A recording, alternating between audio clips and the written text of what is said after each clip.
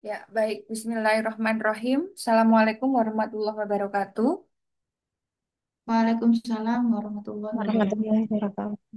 Ya, baik. Perkuliahan kelas sebelumnya sudah selesai? Sampun, Bu. Sudah ya? Oke. Baik. Sambil kita menunggu mahasiswa yang lain join, kita mulai saja ya perkuliahannya. Nanti barangkali yang masih ada halangan atau yang terlambat join, masih bisa mendengarkan kembali melalui akses record gitu ya, supaya tidak habis waktunya, supaya kita tidak terlalu sore nanti selesainya. Oke, Ya, baik. Bu. Saya izin untuk share screen. Hari ini yang akan kita pelajari adalah materi terkait IUD. Materi yang hari ini akan kita diskusikan bersama, saya putarkan dari record yang saya ajarkan pada kelas 25E kemarin. Nanti tetap akan ada sesi diskusi tersendiri untuk kelas ini ya. Oke, Ya, Bu. saya besarkan dulu sebentar.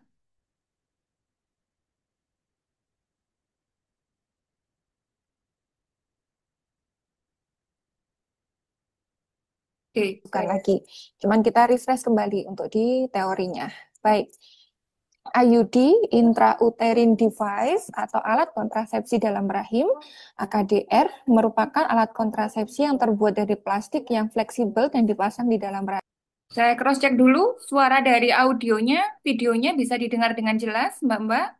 Bisa. Saya, Bu. oke, baik, kita lanjutkan. Rahim yang merupakan kontrasepsi paling ideal untuk ibu pasca persalinan dan ibu menyusui karena memang dia tidak menekan dari produksi ASI. IUD atau AKDR ini bentuknya biasanya adalah huruf T.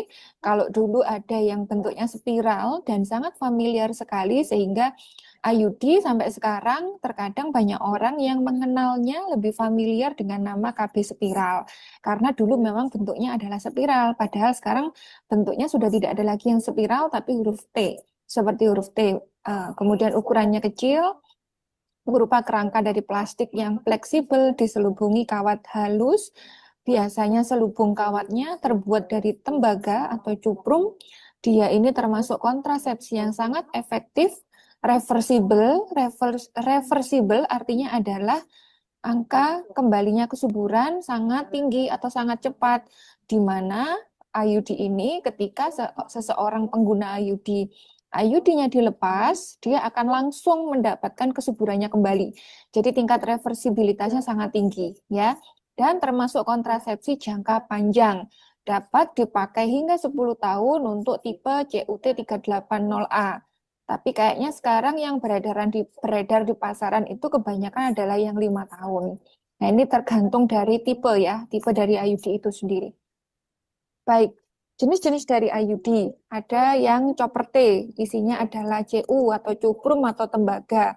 Bentuknya huruf T, bahannya namanya polietilen, di mana pada bagian vertikal itu artinya adalah bagian yang memanjang atas ke bawah ya, diberi lilitan kawat tembaga halus.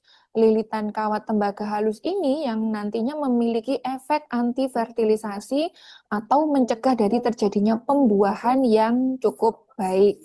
Ya, jadi nanti lilitan kawat tembaganya ini memang membentuk aktivitas peradangan yang kemudian dapat mencegah terjadinya fertilisasi, mencegah bertemunya ovum dan sperma. Baik, kemudian ada yang jenisnya IUS, adalah IUD yang mengandung hormon levonorgestrel intrauterine system, LNG IUS, merupakan salah satu jenis kontrasepsi hormonal yang dilepaskan di dalam rahim. Hormon yang terdapat dalam IUS ini merupakan turunan atau derivat dari hormon progesteron, yaitu levonorgestrel atau LNG. Jadi kalau misalnya IUD ini diklasifikasikan sebagai alat kontrasepsi non-hormonal, itu berarti yang dimaksud adalah yang chopper T ya, yang tanpa ada hormonnya. Tapi ada juga memang IUD yang memiliki kandungan hormon. Kenapa kok ada IUD yang memiliki kandungan hormon? Ini memang ditujukan untuk kasus-kasus tertentu. Biasanya IUD dengan kandungan hormon ini adalah IUD yang dengan pengeluaran hormon justru dapat meminimalkan terjadinya dysmenorrhea. Jadi pada beberapa orang akan dirasa lebih nyaman. Kemudian fungsi dari progesteron yang terkandung di dalam IUD itu sendiri adalah untuk penipisan dinding endometrium, sehingga dengan adanya penipisan tadi, adanya sperma ataupun ovum yang terjadi fertilisasi tidak akan bisa berimplantasi. Karena implantasi sendiri kan membutuhkan dinding endometrium yang tebal. Kalau dinding endometriumnya tipis akibat dari progesteron, maka tidak akan bisa terjadi nidasi sehingga kehamilan bisa dicegah. Jadi ke sana arahnya kenapa IUD itu masih ada juga yang menggunakan hormon. Oke, ini adalah gambar dari IUD chopper T yang memiliki lilitan dari tembaga di sepanjang batang yang vertikal, dan kemudian diakhiri ini ada benang yang cukup halus yang biasanya nanti memang berfungsi sebagai penanda keberadaan posisi dari IUD itu sendiri. Oke, ini juga adalah penampang dari IUD ketika dia berada di rahim, di mana meletakkan IUD harus pada titik puncak fundus dari rahim itu sendiri untuk mencegah terjadinya kegagalan dari IUD, kegagalan dari kontrasepsi. Kenapa letaknya harus di fundus ya? Karena kita tahu sendiri ya, terjadinya fertilisasi itu kan ada di tuba yang di sebelah sini. Nah, di sebelah sini ini kan fertilisasi bisa kanan, bisa kiri, tergantung ovum dari ovarium kanan atau ovarium kiri yang sedang matur ya. Nah, ketika kemudian tembaga huruf T ini berada di puncak fundus, maka reaksi peradangan diharapkan sampai pada titik terjadinya fertilisasi, sehingga fertilisasi akan terganggu. Disitulah kemudian dapat mencegah terjadinya konsepsi.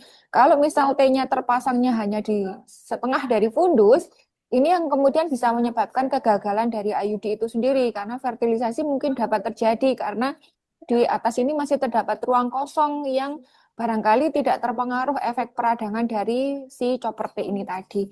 Makanya kenapa memasang dari IUD chopper T ini rekomendasinya adalah pada puncak fundus yang paling atas agar reaksi peradangannya sampai pada lokasi di mana terjadi fertilisasi. Begitu. Ya. Oke. Berikutnya adalah IUD dengan bentuk chopper 7. IUD ini berbentuk seperti angka 7 dengan maksud untuk memudahkan pemasangan. Jenis ini mempunyai ukuran diameter batang vertikal 32 mm dan ditambahkan gulungan kawat tembaga cuprum yang mempunyai luas permukaan sekitar 200 mm persegi. Fungsinya sama seperti halnya lilitan tembaga halus pada chopper T, yaitu sama-sama untuk menimbulkan efek peradangan. Nah, ini adalah contoh bentuk IUD yang seperti angka 7 ya, yang memang ini rasanya di pasaran juga sudah tidak ada. Ini zaman dulu ada. Salah satu kegunaannya adalah untuk memudahkan dari pemasangan itu sendiri. Baik. Berikutnya adalah IUD dengan bentuk multi-load. IUD ini masih sama, terbuat dari plastik atau polietilen dengan dua tangan dan kiri berbentuk sayap yang fleksibel. Panjangnya dari ujung atas ke bawah sekitar 3,6 cm, batangnya diberi gulungan kawat tembaga dengan luas permukaan 200 mm persegi atau 375 mm persegi untuk menambah efektivitasnya. Ada 3 ukuran multi-load, yaitu standar, small, dan juga mini, tergantung dari ukuran rahim uterus dari penggunanya. Nah, ini adalah contoh dari IUD yang bentuknya adalah multi-load, yang ini juga saat ini sudah tidak ada lagi, karena yang ada saat ini adalah benar-benar yang bentuknya seperti T, yang chopper T tadi dengan berbagai merek. Oke. Berikutnya adalah IUD lips loop. Terbuat dari polietilen, bentuknya adalah spiral atau huruf S yang bersambung. Kemudian untuk memudahkan kontrol, dia diberi benang pada ekornya. Lips loop mempunyai angka kegagalan yang rendah. Keuntungan lain dari IUD jenis ini adalah jarang terjadi luka atau perforasi, sebab terbuat dari bahan plastik. Oke, ini yang kemudian sangat populer pada zaman dulu, era tahun 90-an ya. Karena memang ini bentuknya seperti huruf S, seperti spiral, sehingga sampai sekarang masih banyak orang yang mungkin tidak mengenal IUD, tapi dia kenal dengan yang namanya KB spiral. Karena memang asal muasalnya dulu bentuknya adalah seperti spiral seperti ini. Ya, sama-sama kemudian ada ekornya sebagai alat atau media untuk kontrol. Tadi sempat disampaikan, ini adalah IUD, tipe IUD bentuknya yang memiliki angka kegagalan sangat rendah. Karena kita lihat sendiri ya, kalau dari bentuknya, huruf S ini kan memenuhi seluruh kafum uterus. Sehingga memang efek peradangan yang ditimbulkan ini adalah merata di seluruh kafum uterus. Sehingga memang potensi untuk terjadi fertilisasi itu sangat kecil sekali dibandingkan kalau memang hurufnya itu bentuknya seperti huruf T, di mana memang ketika seperti huruf T terjadinya reaksi peradangan kan tidak sepenuh kalau dia bentuknya seperti huruf S ya. Lalu kenapa Bu, kalau misalnya memang angka kegagalannya lebih efektif menggunakan spiral, kenapa kok yang dipertahankan sekarang tidak bentuknya spiral, tetapi kenapa yang dipertahankan huruf T? Nah, menurut riset, angka efektivitasnya memang sangat tinggi. Tidak ada pernah terjadi kegagalan, kalaupun ada sedikit ya. Kemudian tadi dikatakan perforasinya juga sedikit, tetapi ternyata efek samping seperti terjadinya keputihan, ya efek sampingnya itu justru juga lebih besar. Ya. Hal-hal yang merasa membuat responden atau akseptornya menjadi tidak nyaman, seperti keluhan keputihan, keluhan disminore, itu ternyata juga lebih tinggi. Jadi antara manfaat dengan efek samping itu sama-sama tinggi. Sedangkan kontrasepsi itu kan pada prinsipnya semua jenis kontrasepsi itu harus dipilih yang manfaatnya lebih besar daripada efek samping. Kalau efek sampingnya itu sama besar dengan manfaatnya, itu harus dipertimbangkan ulang. Sehingga kenapa kemudian dari hasil riset, hasil kajian, bentuk ini sudah tidak direkomendasikan lagi berubah menjadi huruf T agar manfaat yang didapatkan itu lebih tinggi daripada efek sampingnya. Karena dengan yang bentuknya spiral ini, dulu efek samping yang ditimbulkan pada akseptor itu juga sangat lebih banyak ketimbang penggunaan yang bentuknya huruf T, ya. Kira-kira seperti itu. Oke, baik. Kita akan memperdalam kembali terkait IUD yang dia mengandung hormonal. Hormonnya adalah hormon jenis progesteron dengan daya kerjanya bisa mencapai 18 bulan. Kemudian teknik insersinya adalah plunging modified dari withdrawal. Ini spesifikasinya ya, panjangnya 36 mm, lebar 32 mm, dengan 2 lembar benang ekor yang biasanya berwarna hitam. Mengandung 38 mg progesteron, barium sulfat, melepaskan 65 mikrogram progesteron setiap hari. Jadi sedikit demi sedikit. Tabung insersinya berbentuknya adalah lengkung. Ini merek dagangnya biasanya juga ada yang namanya Mirena. Dengan harga yang cukup tinggi ya, Mirena ini ya. Dia ini bahannya terbuat dari plastik, ukurannya kecil, lembut, fleksibel, melepaskan sejumlah kecil progesteron dalam rahim. Dia ini ukurannya 32 mm, berbentuk huruf T, yang diresapi dengan barium sulfat yang membuat Mirena dapat terdeteksi dalam pemeriksaan rongsen. Mirena berisi sebuah reservoir silindris melilit batang vertikal berisi 52 mg progesteron. Setelah penempatan di dalam rahim, progesteron akan dilepaskan dalam dosis yang kecil.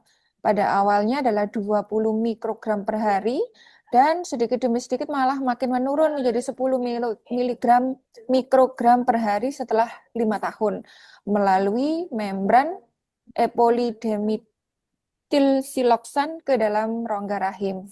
Baik, jadi memang ada kerja lokal dari progesteron. Jadi kerjanya progesteron tidak melalui pembuluh darah, berbeda dengan kalau kita mendapatkan hormonal, KB hormonal progesteron yang melalui suntik atau pil KB, ya, itu kan melalui sistemik ya, melalui peredaran darah. Nah, kalau ini progesteronnya hanya bekerjanya lokal di rahim saja, di kavum uteri saja. Nanti dia akan menipiskan dinding dari endometrium sehingga mencegah terjadinya konsepsi. Oke, berikutnya adalah keuntungan penggunaan IUD. Dia ini adalah kontrasepsi yang langsung bisa diakses oleh ibu yang baru melahirkan di pelayanan kesehatan. Dia juga tidak mempengaruhi produksi ASI, dapat dipasang segera setelah melahirkan atau bahkan juga sesudah abortus jika tidak ada tanda-tanda terjadinya infeksi. Pemasangan ada yang pasca persalinan, kasus perdarahan juga lebih sedikit dibandingkan pemasangan setelah beberapa hari atau beberapa minggu. Dia juga mengurangi insiden angka ketidakpatuhan pasien untuk datang kembali ber-KB karena dalam satu kali penggunaan langsung bisa memberikan perlindungan selama 5 tahun. Jadi untuk pasien-pasien yang tidak menyukai bolak-balik datang ke vaskes, IUD ini adalah salah satu pilihan yang direkomendasikan. Sebagai kontrasepsi, ini punya efektivitas yang tinggi, yaitu 0,6 sampai 0,8 kehamilan pada tiap 100 perempuan dalam 1 tahun pertama. Berarti satu kegagalan, hanya ada satu perempuan yang gagal atau tiba-tiba menjadi hamil dalam 125 sampai 170 kehamilan. Baik, AKDR ini juga dapat langsung efektif segera setelah pemasangan, jadi tidak memerlukan beberapa hari untuk dia bekerja di dalam tubuh ya, berbeda dengan kalau kontrasepsi hormonal yang pada suntikan pertama atau minum pil yang pertama itu membutuhkan waktu beberapa hari dulu untuk mendapatkan efek kontrasepsinya. Ini merupakan metode jangka panjang 10 tahun untuk CUT380 dan tidak perlu ada penggantian selama 10 tahun tersebut. Atau kalau Novate sekarang adalah 5 tahun ya. Sangat efektif, tidak perlu mengingat-ingat ya, tidak mempengaruhi hubungan seksual. Dalam artian tidak mempengaruhi hubungan seksual ini adalah setelah menggunakan IUD tidak perlu ada pantang berkala seperti kalau menggunakan metode kontrasepsi alami. Tidak juga terasa gangguan barier pembatas seperti kalau menggunakan kontrasepsi kondom. Namun, konteks mempengaruhi hubungan seksual ini masih bisa terjadi ketika memang ada pasangan yang mengeluhkan ada gangguan dari benang atau ekor dari IUD itu sendiri ya. Jadi ini memang sifatnya menjadi sangat subjektif sekali. Pengertian dari tidak mempengaruhi hubungan seksual. Tergantung dari sensitivitas, kenyamanan dari tiap-tiap pasangan. Ada juga nih alasan, banyak sekali alasan yang kemudian menyatakan ada merasa tidak nyaman karena merasa tertusuk dengan benang IUD sehingga membuat hubungan seksualnya terganggu. Itu juga menjadi isu di masyarakat ya, yang kemudian angka penggunaan IUD sebagai MKJP ini juga relatif lebih rendah dibandingkan dengan suntik maupun penggunaan pil KB. Karena mitos, bukan mitos ya sebenarnya, tapi memang dari mulut ke mulut isunya adalah merasa tidak nyaman karena keberadaan dari benang IUD itu sendiri. Padahal kadang sensasi tidak nyamannya itu belum tentu sudah dirasakan. Bisa jadi itu adalah isu yang berkembang dari mulut ke mulut sehingga cukup dipercaya ya. Lalu kemudian menyebabkan seseorang itu tidak berkenan menggunakan IUD. Nah, itu tugas kita bersama ya di pelayanan untuk melakukan konseling edukasi semaksimal mungkin ya untuk menyampaikan bagaimana kita memaknai dari konteks mempengaruhi hubungan seksual terhadap penggunaan IUD. Karena di sisi lain sebenarnya akan banyak sekali keuntungan yang kita dapatkan karena nggak mungkin kalau pakai IUD itu nggak mungkin di tengah-tengah itu bisa drop out. Karena sekali dipakai perlindungannya langsung 5 tahun dan ini sangat mencegah sekali untuk terjadi kehamilan beresiko akibat resiko 4T terlalu banyak, terlalu dekat, terlalu sering, itu bisa dicegah ya kan nggak mungkin dia di tengah-tengah bisa menjadi hamil lagi karena ini merupakan metode kontrasepsi jangka panjang ya. Kemudian meningkatkan kenyamanan hubungan seksual karena tidak perlu takut hamil. Jadi dari psikologis memang tidak akan ada rasa was-was sepanjang IUD ini digunakan dengan cara yang tepat, prosedur pemasangannya tepat, tidak perlu khawatir untuk sewaktu-waktu terjadi kebobolan. Kalaupun terjadi kasusnya sangat sedikit sekali. Karena pada dasarnya semua alat kontrasepsi kan nggak ada yang menjamin 100% tidak terjadi kehamilan ya. Apapun jenis kontrasepsinya pasti masih ada angka kegagalannya walaupun 0, sekian. Gitu. Bahkan untuk vasektomi maupun tubektomi pun juga tidak pernah bisa mengklaim 100% dapat mencegah kehamilan ya. Baik, tidak ada efek samping hormonal pada penggunaan IUD jenis CU cuprum ya, karena yang pakai hormonal tadi kan hanya ada satu jenis ya. Kalau jenis-jenis yang lain biasanya nggak ada efek hormonalnya, jadi sangat cocok untuk orang-orang yang tidak bisa menggunakan KB hormonal. KB ini juga bisa digunakan sampai menopause, 1 tahun lebih atau setelah mendapatkan haid terakhir. Tidak ada interaksi dengan obat-obatan dan juga dapat mencegah kehamilan ektopik. Berikutnya adalah kerugian dari penggunaan IUD. Biasanya pada awal 3 bulan pertama ada perubahan siklus haid dan nanti akan berangsur-angsur berkurang setelah 3 bulan penggunaan. Perubahan siklus haidnya biasanya akan ada perdarahan bercak ya. Ini tapi pada sebagian orang saja. Banyak juga yang kemudian dari penggunaan IUD tidak ada perubahan siklus haidnya. Kemudian setelah penggunaan, haid juga bisa berlangsung lebih lama, lebih banyak, ada perdarahan spotting antar menstruasi, ngeflek-ngeflek. Kemudian saat haid juga biasanya akan lebih sakit, dysmenorrhea, karena memang akan ada efek peradangan dari IUD itu sendiri.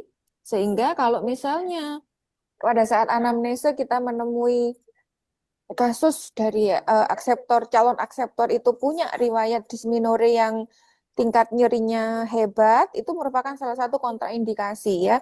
Karena nanti kalau dengan IUD pasti tingkat nyerinya akan bertambah lagi. Kalau tidak kita tapis di awal, nanti menjadi mengganggu aktivitas. Akhirnya nanti dia di tengah-tengah minta dilepas menjadi drop out kan eman-eman. Jadi pastikan dulu di awal untuk penapisan, salah satunya adalah untuk responden yang memiliki riwayat dysmenorrhea nyerinya sangat hebat, silakan untuk ditapis, tidak dipaksakan dengan menggunakan IUD agar dysmenorrhea tidak semakin kuat nyerinya. Oke, siapa saja yang direkomendasikan menggunakan IUD? Indikasinya adalah untuk wanita usia reproduktif dan biasanya kondisinya multipara supaya dia tidak cepat untuk kembali hamil lagi. Bagi wanita yang menginginkan penggunaan kontrasepsi jangka panjang, atau kemudian dia juga sedang menyusui tapi juga ingin pakai KB, setelah mengalami abortus dan tidak terlihat adanya infeksi, orang-orang yang memiliki resiko rendah IMS, orang yang tidak menghendaki KB dengan metode hormonal, tidak menyukai untuk mengingat-ingat minum pil setiap hari dan tidak menghendaki kehamilan setelah 1-5 hari pasca terjadinya senggama. Jadi untuk poin nomor 9 ini memang dalam kondisi khusus IUD bisa menjadi kontrasepsi darurat ya pada saat 1-5 hari setelah terjadinya senggama. Untuk mencegah terjadinya fertilisasi ini bisa dipasang IUD karena seperti yang kita pelajari tadi, IUD itu efeknya langsung setelah dipasang dia akan langsung efek peradangan sehingga fertilisasi akan terganggu. Oke. Baik, sebentar. Berikutnya adalah ini kontraindikasi sekarang. Kebalikannya dari indikasi, berarti adalah orang-orang yang tidak direkomendasikan menggunakan IUD adalah ketika kita mencurigai adanya kehamilan. Maka dari itu sebaiknya pemasangan IUD adalah dilakukan pada saat responden sedang haid. Selain keuntungannya mulut serviknya terbuka sehingga mengurangi nyeri pada saat pemasangan, kita juga akan yakin bahwa responden kita, akseptor kita tidak sedang kondisi hamil. Kemudian untuk mereka yang punya infeksi leher rahim, rongga panggul, termasuk memiliki IMS, ini tidak bisa menggunakan IUD, memiliki perdarahan pervaginam yang abnormal atau riwayat kehamilan ektopik, ini juga tidak diperkenankan, penyakit kanker pada alat kelamin, alergi pada jenis tembaga, dan ukuran rongga rahim yang sangat kecil, kurang dari 5 cm. Ini tidak bisa menggunakan IUD, karena kalau nanti rongga rahimnya kurang dari 5 cm, dipaksakan menggunakan IUD, biasanya angka kegagalannya akan menjadi tinggi. Jadi nanti IUD-nya nanti yang disalahkan, dipikir IUD-nya tidak efektif, padahal kondisi tubuhnya yang memang termasuk dalam kategori ada kontraindikasi. Ya, oke, maka kita ingat-ingat sebelum memasang IUD, jangan lupa untuk disonde dulu, diukur dulu berapa kedalaman rahimnya. Kita pastikan harus minimal di 5 cm. Kontraindikasinya juga, ini adalah option-option untuk efek samping. Tidak ada kontrasepsi yang isinya hanya keuntungan ya, pasti akan lengkap juga dengan efek sampingnya. Sekalipun IUD ini punya tingkat efektivitas yang tinggi, dia juga tetap punya efek samping. Di antaranya tadi yang sudah kita bahas, pada beberapa orang di 3 bulan pertama akan ada perubahan siklus haid, biasanya ada perdarahan bercak, kemudian kram selama minggu pertama setelah pemasangan karena reaksi peradangan, ada spotting antar waktu, kemudian juga ada beberapa yang di awal ada keputihan yang bertambah. Ini adalah karena kavum uterus dimasuki dari IUD, berarti akan ada respon benda asing, sehingga biasanya lendir serviks akan diproduksi lebih banyak karena masih beradaptasi dengan keberadaan IUD yang didefinisikan sebagai benda asing tadi. Itu ya. Kemudian di samping itu pada saat berhubungan biasanya bisa terjadi ekspulsi, IUD-nya bergeser, sebagian atau seluruhnya. Ini pada beberapa kasus ya. Pemasangan IUD juga dapat menimbulkan kadang rasa tidak nyaman yang dihubungkan dengan resiko infeksi rahim. Namun kaitannya dengan resiko infeksi rahim ini bisa diminimalkan ketika pemasangannya betul-betul memperhatikan pencegahan dari infeksi. Kalau untuk pemasangan yang dirasa tidak nyaman, ini kan karena memang dalam prosedurnya kita mau menggunakan spekulum, kita menggunakan tenakulum, di situ memang akan muncul rasa tidak nyaman.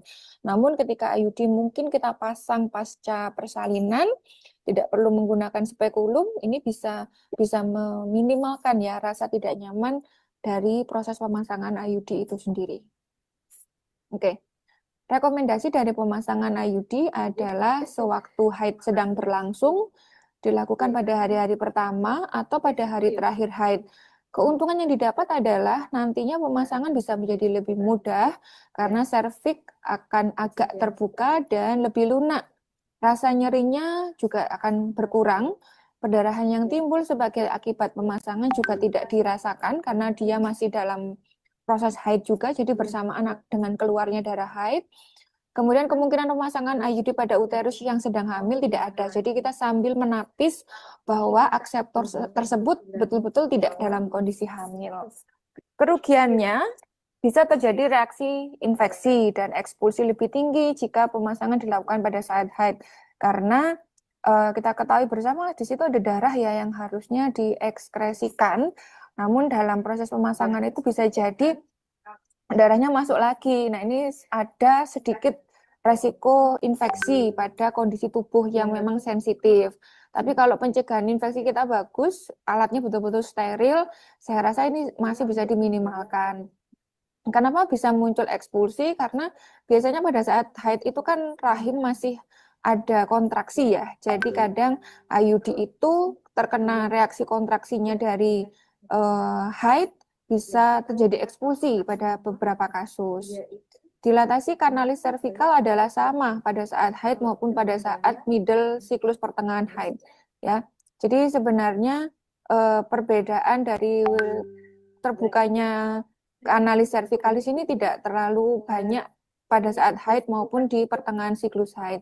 Sehingga tetap ada sedikit rasa nyeri ya, memang walaupun dikerjakan pada saat haid begitu. Pemasangan IUD juga bisa dilakukan ketika pasca salin. Bila pemasangan IUD tidak dilakukan dalam waktu seminggu setelah persalinan, sebaiknya IUD ditangguhkan di minggu ke-6 sampai ke-8 antepartum. Oleh karena jika pemasangan IUD dilakukan antara minggu ke-2 hingga minggu ke-6 setelah partes, bahaya perforasi atau ekspulsi lebih besar. Karena ini periode keluarnya lokea rubra ini masih banyak ya, masih banyak yang sisa-sisa dari persalinan tuh harus dikeluarkan. Sehingga kalau kita memaksakan melakukan pemasangan IUD di minggu ke-2 sampai ke-6, biasanya akan ada bahaya perforasi maupun ekspulsi. Justru kalau dilakukan sebelum 1 minggu, ini justru yang relatif masih lebih aman. Gitu. Kemudian, sewaktu post abortus, sebaiknya IUD dipasang segera setelah abortus karena dari segi fisiologi dan psikologi, waktu itu adalah yang paling ideal. Tapi septic abortion merupakan kontraindikasi. Kecuali aborsinya aborsi yang sudah ada infeksi ya, ini merupakan kontraindikasi. Tapi kalau abortusnya tidak disertai infeksi, maka untuk mencegah buru-buru terjadi kehamilan yang berikutnya, ini sangat ideal untuk dilakukan pemasangan IUD. Jadi orang-orang yang mengalami abortus ini kan secara kondisi dari kafum uteri memang tidak disarankan untuk terburu-buru hamil kembali ya, supaya terjadi proses penyembuhan luka yang betul-betul optimal sehingga kalau terjadi kehamilan berikutnya betul-betul dengan kualitas yang baik. Nah, untuk menunggu masa tersebut, rekomendasinya adalah menggunakan IUD. Kenapa menggunakan IUD? Karena nanti pada saat waktu yang tepat, ketika sudah siap untuk diprogram hamil kembali, ini kan kesuburannya bisa langsung kembali, tidak terpengaruh efek hormonal, sehingga tidak butuh waktu terlalu lama untuk bisa mendapatkan kesuburan kembali. Ya. Kemudian beberapa hari setelah haid terakhir, dalam hal yang terakhir ini wanita yang bersangkutan dilarang untuk bersenggama sebelum IUD dipasang. Jadi kalau memang akseptornya ini datang setelah dia itu bersih haid, pastikan tidak terjadi dulu senggama setelah dia bersih. Nah, ini subjektif sekali ya, karena pasien tentu akan bisa berkata tidak berhubungan seksual, ya mengakunya seperti itu tanpa bisa kita validasi karena itu privasinya pasien. Nah, karena ini betul-betul bidan nggak bisa memvalidasi, maka memang sangat lebih aman kalau pemasangannya adalah pada saat responden itu masih dalam kondisi haid saja. Gitu. Ya, atau kalau misalnya memang sudah terjadi senggama, ya perlu kita lakukan PP test ya. Tapi kalau senggamanya masih 1-2 hari kan PP test juga nggak dapat mendeteksi ya, masih ada kekurangan juga. Sehingga memang yang lebih ideal adalah ketika responden calon akseptornya masih kondisinya adalah haid. Baik, ini adalah data angka kejadian ekspulsi berdasarkan waktu pemasangan.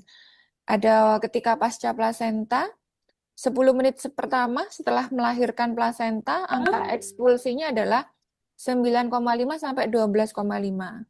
Kemudian pada saat periode immediate postpartum, setelah 10 menit hingga 48 jam, angka kegagalannya menjadi naik 25 sampai 37%. Kemudian ketika late postpartum, setelah 48 jam sampai 4 minggu pasca salin sudah tidak dianjurkan karena ada resiko perforasi dan ekspulsi yang meningkat. Pada masa interval pasca salin, setelah 4 minggu pasca salin, ini angka kegagalannya paling rendah yaitu di 3-13% dengan tingkat yang paling aman. Sehingga yang direkomendasikan adalah di setelah 4 minggu. Oke, ini menurut WHO di tahun 2013. Cuman memang kalau kebanyakan yang IUD pasca plasenta dilakukan memang adalah setelah plasenta lahir ya, kalau di vaskes sepertinya. Itu di yang pertama, dengan angka kegagalan yang masih memang 9,5 sampai 12,5. Ini perlu berhati-hati, walaupun angka ekspulsinya rendah, tapi masih ada angka kegagalan sekitar 9,5. Oke. Cara meminimalkan resiko ekspulsi IUD. Sebaiknya dilakukan pemasangan dalam waktu 10 menit setelah kelahiran dari plasenta.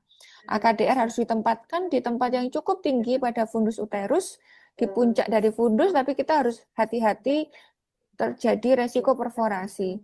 Pemasangan harus dilakukan oleh tenaga yang terlatih, yang melalui pengalaman profesionalisme, pelatihan.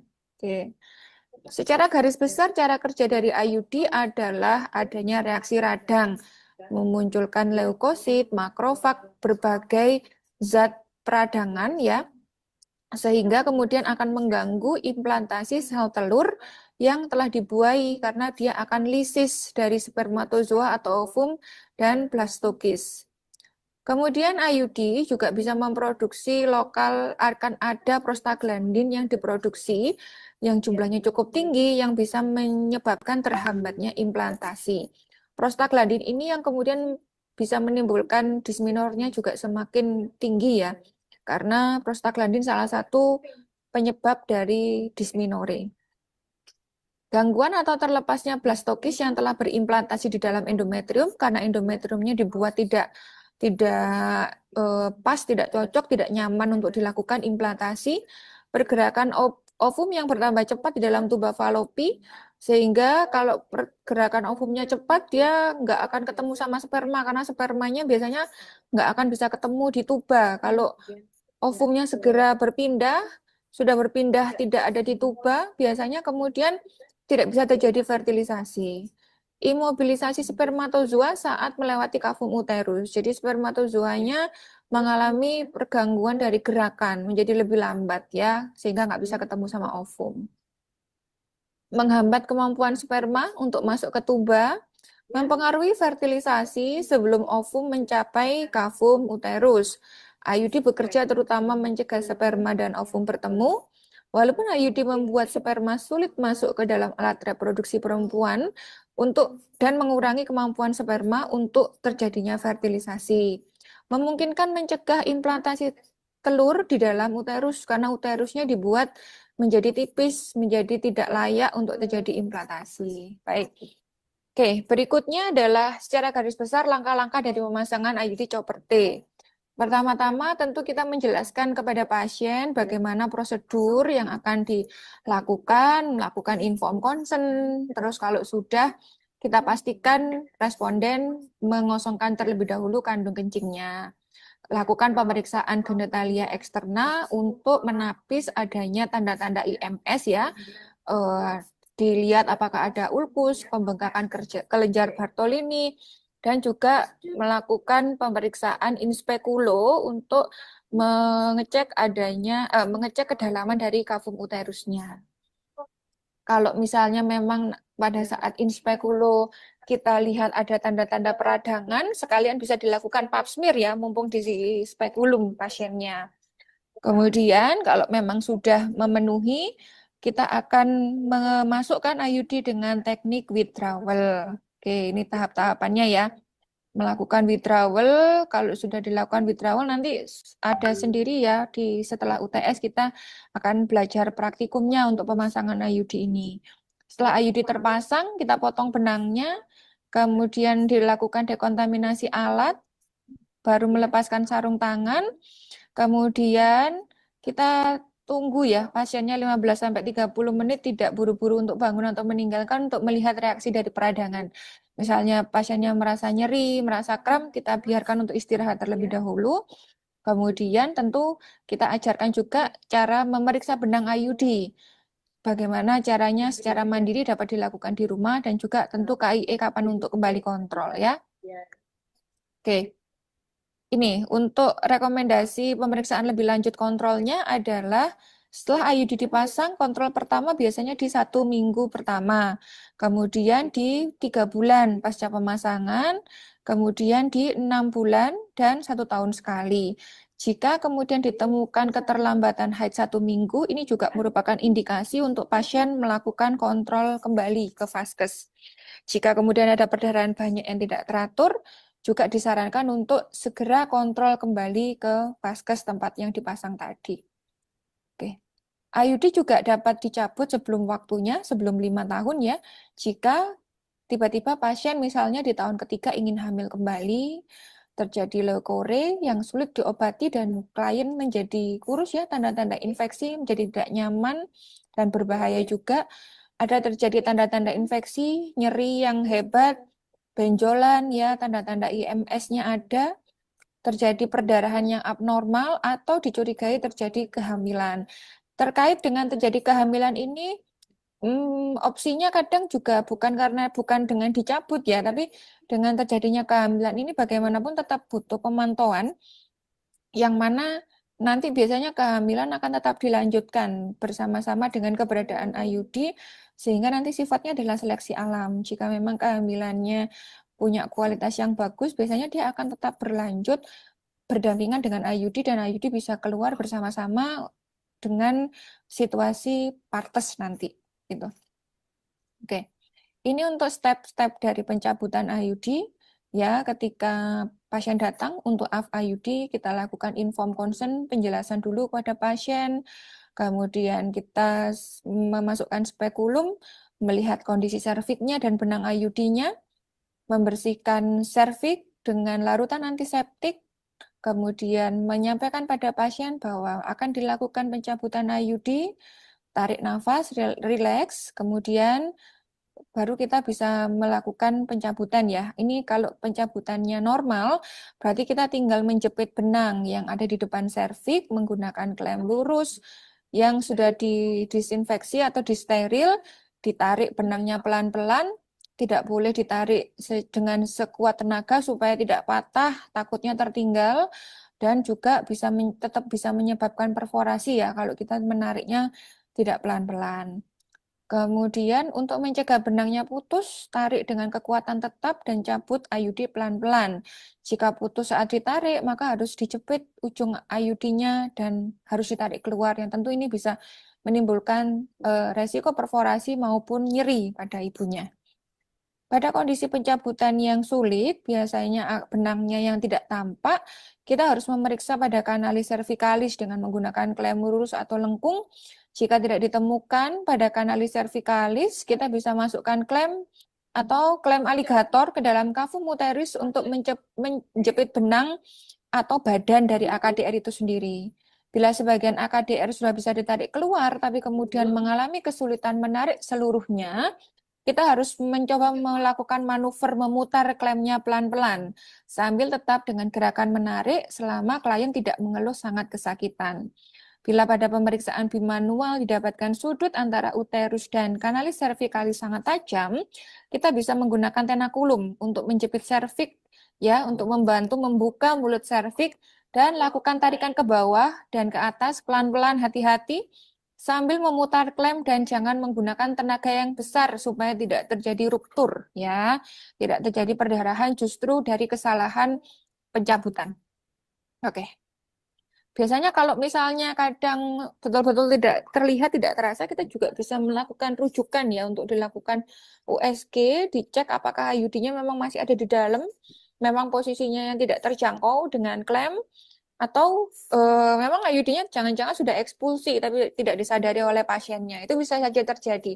Jadi memang saat ini juga direkomendasikan dirujuk di USG dulu ya pada kondisi yang sulit.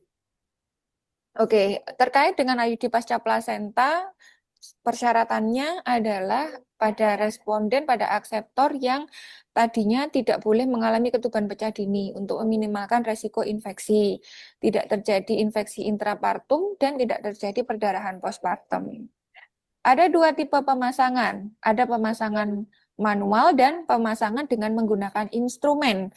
Kalau pemasangan manual ini berarti tangan dari instrumen, dari tenaga kesehatannya, dari bidan, langsung memasukkan IUD, meletakkan di dalam fundus ya.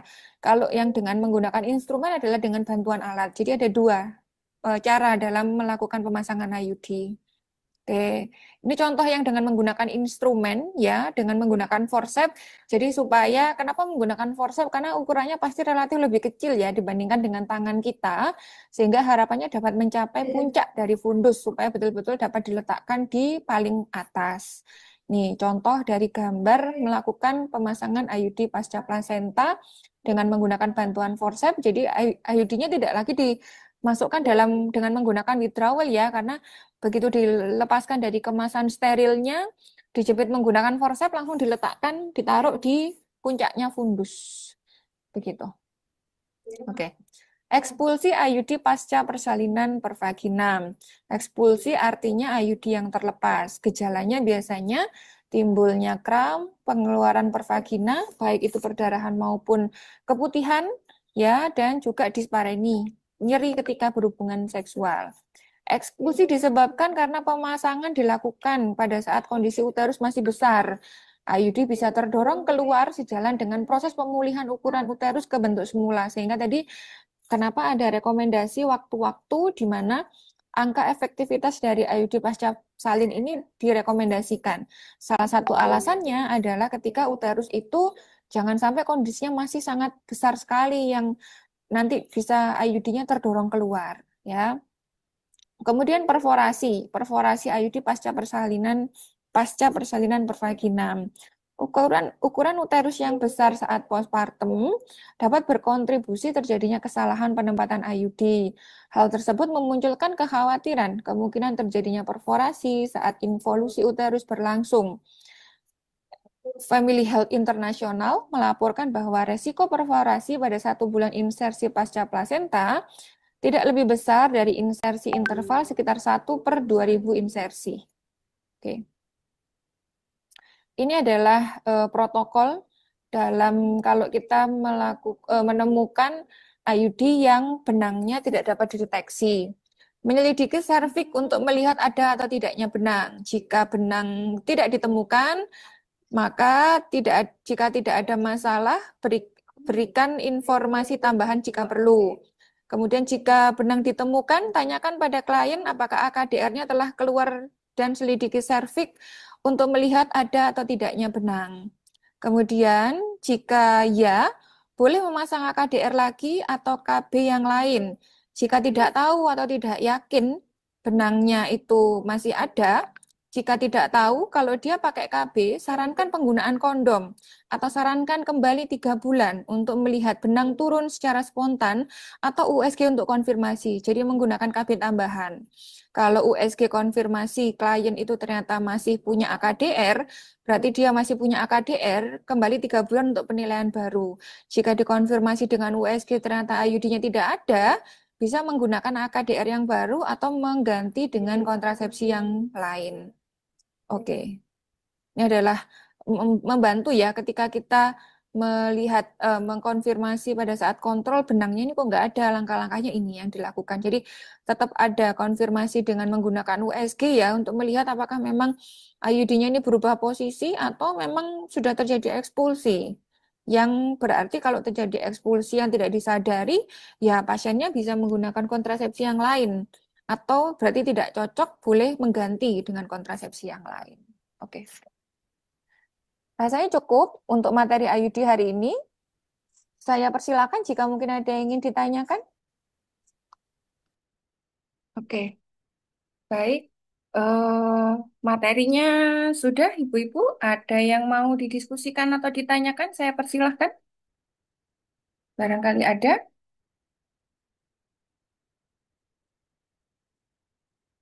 Mohon maaf Bu, izin bertanya. Ya, silakan. Itu tadi kan apa waktu yang disarankan 4 minggu, 4 minggu setelah postpartum ya Bu. Ya, betul. Ketika Nah itu kan uterusnya sudah tidak terlalu besar. iya, itu Ya, kadang kan pasien itu ada yang sebelum 4 minggu sudah selesai Bu. Anu, ya, nifasnya itu. Kadang kan sebelum 4 minggu sudah melakukan hubungan seksual. Itu ya. bagaimana Bu? Ya, baik. Jadi jawabannya gini ya, ini kan memang teori ya. Kalau ibu-ibu di pelayanan pasti nanti akan ada yang namanya kesenjangan antara teori dan praktek yang nantinya memang kita sesuaikan lagi dengan kondisi involusi dari masing-masing pasien kita. Involusi itu kalau secara teori itu ada yang 30-40 hari teori bilangnya, tapi ada memang yang involusinya cepat, ibunya mobilisasinya bagus, tubuhnya merespon dengan bagus sehingga involusinya bisa menjadi lebih cepat. Itu ada yang seperti itu sehingga IUD juga bisa kita pasang jauh lebih cepat ketika kita yakin ibu telah involusinya selesai, rahimnya telah kembali ke ukuran semula ya, tidak terlalu besar lagi sehingga maksud tujuannya adalah untuk mengurangi angka dari ekspulsi Bu. Jadi pada intinya tetap bisa disesuaikan dengan situasi kondisi dari pasiennya melalui pemeriksaan nifas ya tentu bagaimana kondisi leukemia gitu itu nanti kan bisa mendeteksi apakah ibu ini involusinya sudah selesai tinggal ngeflek atau sudah terus apalagi sudah berhubungan seksual. Kalau ibunya datang dengan kondisi sudah berhubungan seksual dan masa nifasnya sudah selesai, artinya ada kemungkinan ibunya telah mendapat kesuburan kembali, apalagi kalau enggak ASI eksklusif, sarankan sampai ibu mendapatkan haid dulu ya, jadi gunakan kontrasepsi tambahan dulu, jangan sampai ternyata ada fertilisasi terus kita nggak yakin, kita pasang justru IUD kita bisa menyebabkan abortus. Kita jadinya nanti malah mengaborsi, ya kan? Nah, itu hati-hati kalau situasinya memang pasiennya sudah berhubungan seksual. Sampaikan bahwa memang idealnya harus sampai mendapatkan haid kembali, kecuali ibunya menyusui eksklusif, berarti terlindungi dengan metode aminorelaksasi, yakin itu ya nggak apa-apa, bisa dipasang IUD gitu. Jadi memang kalau pelaksanaannya nggak saklek sesuai teori ya Bu, disesuaikan dengan periode involusinya masing-masing gitu. Itu ya, kira-kira ya. Gitu, terima kasih Bu. Ya, baik, terima kasih. Jadi pada prinsipnya memang kita kenapa harus di 4 minggu secara teori atau sesuaikan dengan periode involusinya untuk memastikan uterus itu ukurannya sudah tidak terlalu besar, sudah kembali seperti semula sehingga resiko untuk terjadinya ekspulsi itu diminimalkan gitu. Prinsipnya seperti itu. Baik, ada lagi yang ingin bertanya? Tidak ada, Mbak-mbak, cukup. Izin bertanya Ibu, Oh, ada. Baik, silakan. Eh, ini kan saya kan pakai IUD setelah operasi SD. Ya. Nah, itu dari pemasangan itu kenapa saya tidak mendapatkan menstruasinya ya Bu ya? Nah, Apa karena saya AC eksklusif atau gimana? iya, betul Ibu. Jadi kalau menggunakan IUD pada masa nifas, kemudian tidak mendapat haid, ya berarti bukan karena IUD-nya, tapi karena menyusuinya. Kan selama kita ASI eksklusif, kan kita nggak dapat haid ya. Kita kan ada keuntungan menjadi tidak subur. Kita amenore karena kita sedang menyusui. Kalau kita sedang menyusui, prolaktin kita itu tinggi, kita nggak punya estrogen. Kalau kita nggak punya estrogen, kita nggak bisa haid, jadi kita nggak subur. Jadi bukan karena IUD-nya ya, tapi karena menyusuinya. Insya Allah begitu. Kalau Tapi IUD, sampai usia ya, sampai ini anak saya sudah 7 bulan Bu, tetap tidak menstruasi. ya masih menyusui juga ya, sampai 7 bulan Iya, gitu.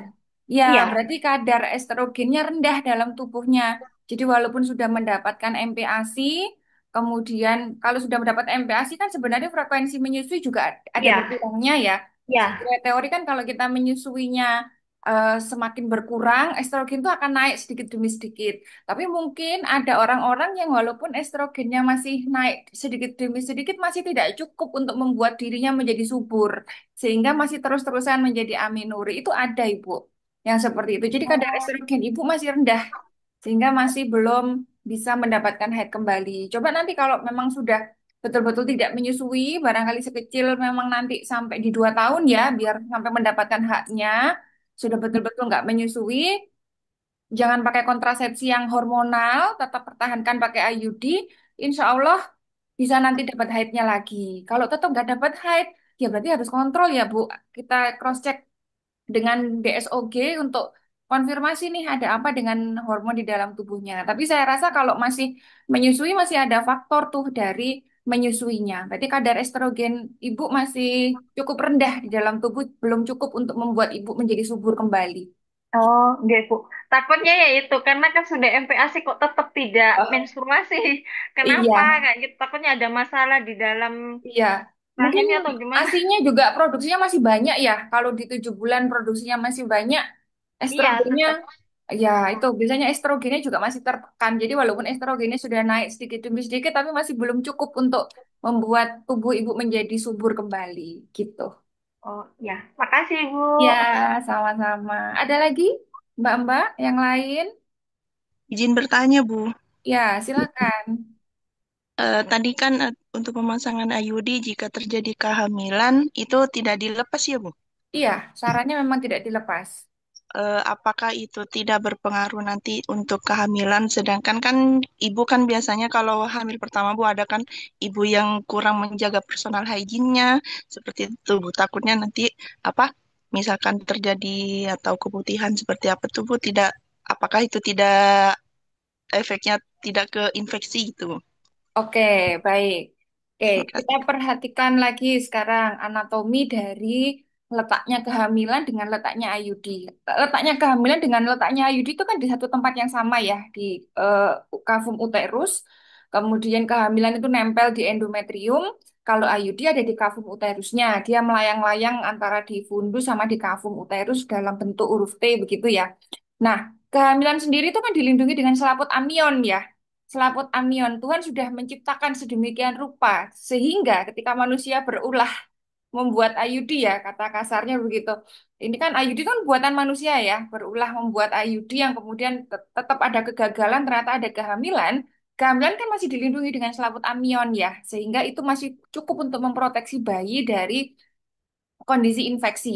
Jadi memang selaput amnion yang nanti akan menjadi perlindungan untuk bayi. Kalaupun misalnya memang sampai terjadi infeksi, sebenarnya tubuh ibu masih di trimester awal itu masih akan dilindungi, bayinya itu masih akan sangat kuat, sangat bisa bertahan ketika kondisi tubuh ibu bagus. Tapi memang sifatnya tetap seleksi alam. Kalau memang kehamilannya itu kandungan progesteron yang dikandung di dalam implantasi tadi itu rendah, ya memang bisa nanti menjadi terjadinya abortus. Namun yang perlu dipahami, biarlah abortusnya itu secara alami. Jangan sampai abortusnya itu terjadi karena kita melakukan AFIUD. Itu kan artinya seleksi alam. Biar nanti tubuh ibu sendiri yang menseleksi apakah IUD-nya yang lebih kuat atau kehamilannya yang lebih kuat. Tapi kalau apakah IUD itu bisa menyebabkan komplikasi sampai bayinya menjadi cacat, kongenital? Jawabannya tidak. Karena kecacatan kongenital itu berkaitan dengan gen dan kromosom yang tidak ada kaitannya dengan IUD. IUD tidak bisa, bayi yang hidup berdampingan dengan IUD tidak bisa membuat bayinya menjadi cacat, sumbing, misalnya labiopalastoskisis tidak ada. Karena proses terjadinya organ-organ di dalam tubuh bayi adalah dipengaruhi oleh gen dan kromosom yang tidak ada kaitannya dengan IUD. Selain itu, IUD nggak bisa masuk ke dalam bayi ya, karena masih ada selaput amnion. Selaput amnion itu cukup kuat Ibu, apalagi masih di kehamilan muda itu dia masih tebal sekali. Kalau yang selama ini kita lihat sudah menjelang partes yang kemudian kita lakukan amniotomi itu udah sangat tipis. Itu aja kadang nggak sekali cantol bisa anu ya bisa pecah ya gitu harus kuat cukup kuat kita untuk melakukan amniotomi sehingga itu baru bisa pecah. Nah kalau di kehamilan awal itu masih sangat tebal sekali jadi dia masih sangat cukup untuk melindungi bayi gitu. Jadi kalau apakah resiko abortus ada? Jawabannya ada, tapi biarkan itu seleksi alam. Jangan sampai abortusnya gara-gara Bu Bidan melakukan IUD. Itu nanti kita salah. Kemudian, apakah bisa menyebabkan kelainan kongenital? Jawabannya tidak, karena kelainan kongenital adalah diatur oleh gen dan kromosom, tidak karena dari IUD. Apakah bisa terjadi infeksi? Sangat kecil sekali kemungkinan infeksi pada bayinya ya, karena bayi dilindungi oleh selaput ketuban. Kalau ibunya mengalami keputihan, itu hal yang normal, karena memang eh, tanpa ada IUD pun kadang cuman hamil aja, itu kan keputihan juga ya, karena memang tubuh sedang beradaptasi TM awal itu ini benda asing, apa kehamilan, tubuh masih merespon-respon kayak gitu sehingga muncul keputihan. Itu masih fisiologis, masih nggak apa-apa. Gitu kira-kira Mbak jawabannya. Terima kasih Bu, lengkap sekali. Ya, oke, sama-sama. Ada lagi mungkin Mbak-mbak yang lain? Cukup, Mbak-mbak? Sudah? Sudah jelas, Bu. Jelas ya, oke, baik. Terima kasih untuk sharingnya, terima kasih untuk pertanyaan-pertanyaannya. Ini membuat kita untuk saling belajar lagi ya, apalagi teman-teman ini ada di pelayanan. Saya yakin lebih banyak pengalamannya. Saya berterima kasih kalau ada sharing-sharing. Ini membuat saya harus berpikirnya semakin kritis, semakin lebih diperkaya ya ilmunya, nggak cuma yang ada di buku, tapi juga dilengkapi sama mbak-mbak yang ada di pelayanan. Baik, sekali lagi terima kasih untuk waktunya. Semoga sedikit apa yang kita diskusikan hari ini jadi ilmu yang bermanfaat dan barokah buat kita semua. Kita ketemu lagi di pertemuan-pertemuan berikutnya. Saya mohon maaf jika dalam penyampaian sore hari ini ada kesalahan atau kekurangan. Kita akhiri perkuliahan sore hari ini. Terima kasih. Assalamualaikum warahmatullahi wabarakatuh. Waalaikumsalam Waalaikumsalam warahmatullahi warahmatullahi wabarakatuh. wabarakatuh. Terima kasih Terima Bu. kasih. Terima Baik, kasih Bu. ya saya izin live ya.